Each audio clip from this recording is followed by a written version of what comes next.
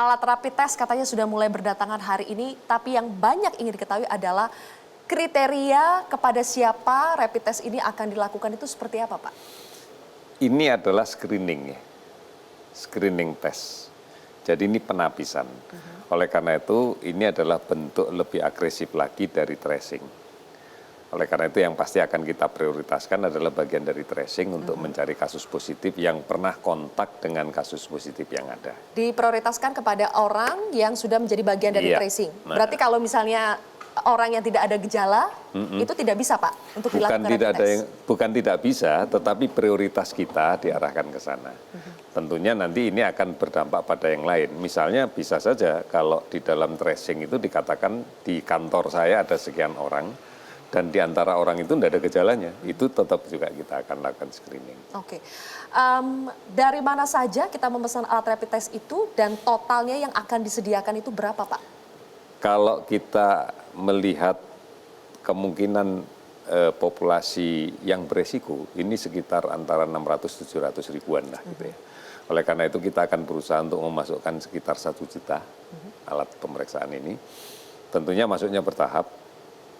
Yang sudah masuk di hari ini ada sekitar 4.000 dan besok akan masuk 150.000 lagi dan terus akan mengalir seperti itu. Itu disebar ke? Tentunya kan kita akan berbasis pada kasus positif.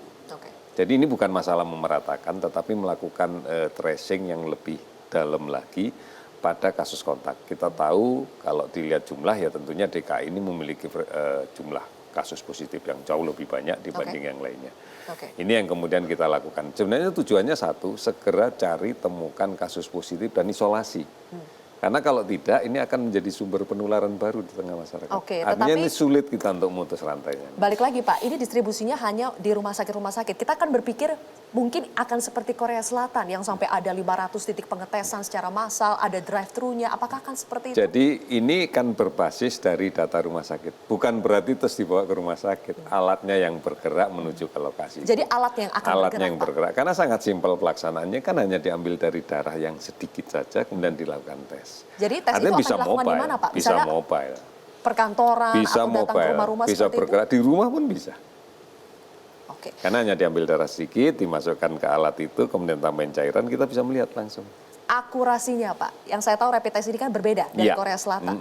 Korea Selatan juga rapid test, tapi tetap swab, molekuler ya. Kalau kita bedanya, Pak? Iya, ini adalah pilihan untuk screening. Oleh karena itu memang ini sensitivitasnya lebih rendah dibanding dengan molekuler. Gitu.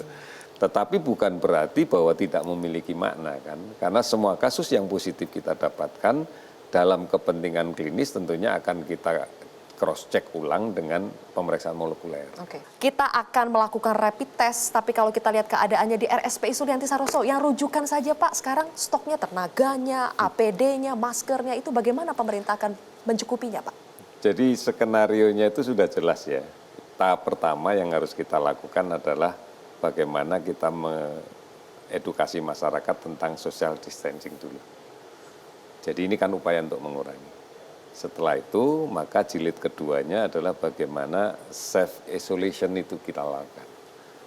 Supaya mereka paham betul bahwa tidak semua orang yang positif atau yang kira-kira merasa positif tanpa gejala atau gejala minimal harus masuk rumah sakit. Ini kita pahaman. Baru setelah itu dilakukan pemeriksaan screening. Sehingga nanti begitu di screening, katakan kemudian dia positif gitu ya. Tidak ada keluhan, tidak ada gejala, maka kita dorong dia untuk self-isolation.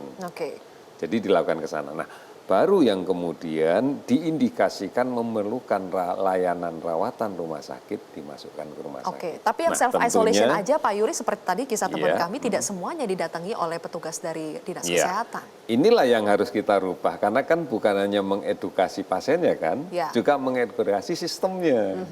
Ini kan sesuatu yang baru. Kita kan belum pernah menghadapi penyakit seperti ini sebelumnya. Jadi memang diakui pada awal-awal ini kita agak kegelagapan nih Pak? Pasti. Tidak ada satupun negara yang siap menghadapi bencana. Ini kan bencana ini. Ini bencana. Oleh karena itu ada perubahan-perubahan yang kita lakukan. Kita sudah melihat kok banyak sekali kemajuannya. Pada awalnya juga petugas kita juga tidak tahu apa yang akan kita lakukan pada saat harus melayani orang dengan self-isolation. Ini yang harus kita lakukan. Ini berproses kok.